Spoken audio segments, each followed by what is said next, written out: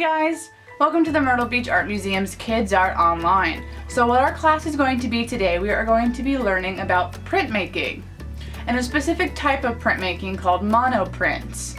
Printmaking is a style of art where we transfer one image onto another surface.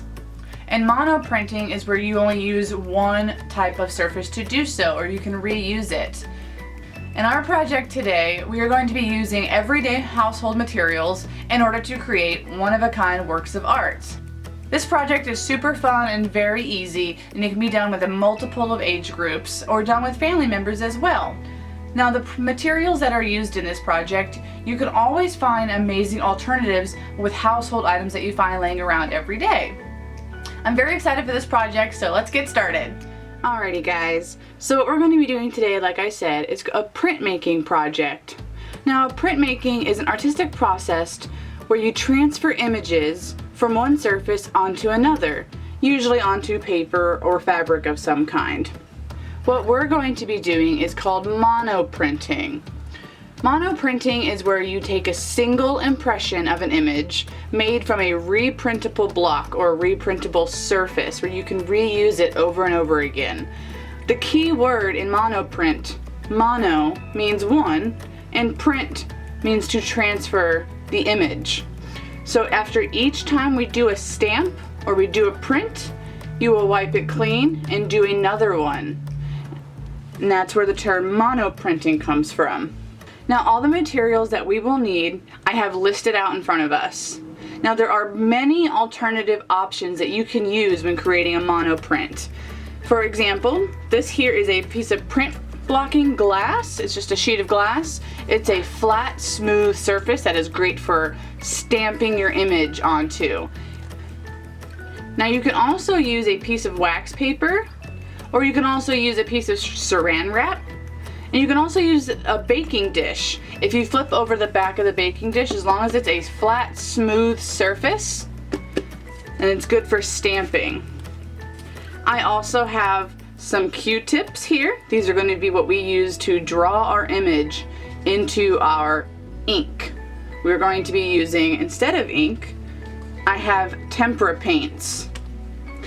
Now, in the description below, I do have a DIY on how to make your own paints at home, but you can use paints. You can also use other household objects that you can create as a substitute for ink. You also need at least one sheet of paper. The more sheets of paper that you have, the more prints that you can create.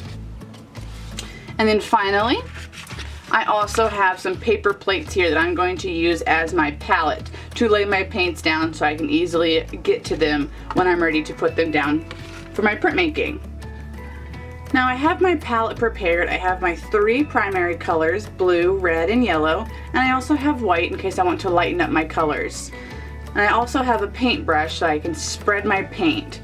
I'm going to start with the glass first to kind of show you the options that we have, and then I'll also do an example onto our wax paper here. So you can want to pick one singular color or mix a color. Say you want to do an orange. We're going to mix together red and yellow. And we are going to line the surface of our glass with a thin layer of paint. Thin being the key word. If you apply it too thickly, you will create globs onto your final print. We don't want it to be too thick. You can make this as large or as small as you want. You can even maybe add an additional color. Adding blue to orange makes a slightly brown color. Once you have a nice thin coat of paint along the size of your glass sheet, go ahead and grab your Q-tip, and we are going to draw an image directly into the paint. Now, you'll notice as you're drawing with the Q-tip actually erases the paint or creates a negative image.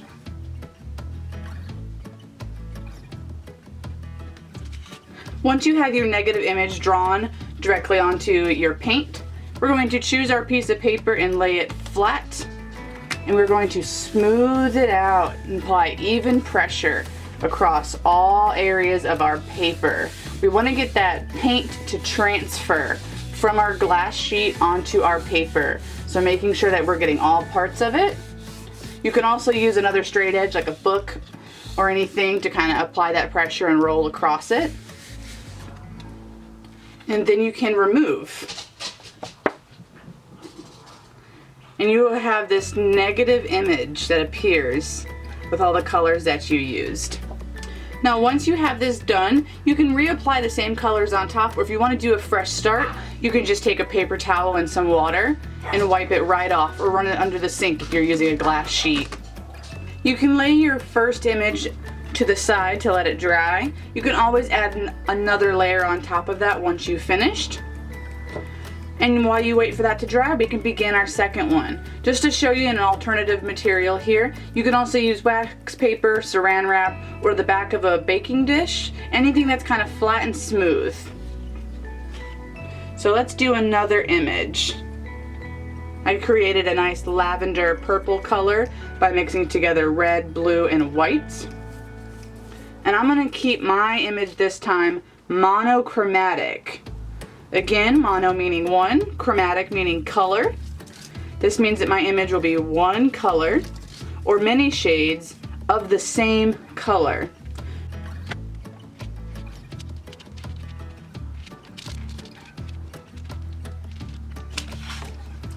You will then take your piece of paper again and lay it flat against your ink or your paint and smooth it out, making sure you get that pressure across all parts of your paper. Don't miss any areas.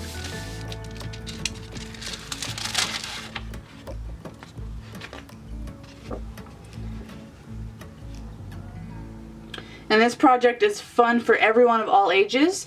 You can always add more creativity to it by adding a few extra steps, by mixing multiple colors, being more intricate in your details, and creating as many stamps as you would like to make.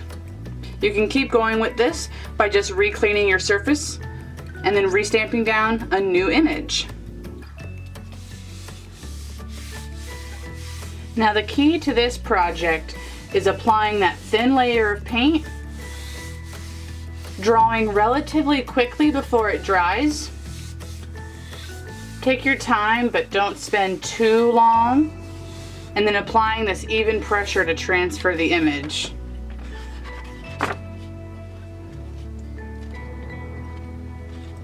And you can create as many of these prints as you want. All you have to do is clean off your main surface between each use, and you can create a brand new art piece each time. Thank you guys so much for watching. I would love to see your amazing mono prints that you create using this project. So please, once you finish your masterpieces, take a picture of your work and then upload it to your favorite social media site and hashtag MB Art Museum and hashtag KidsArt Online. Thank you guys so much. Happy creating!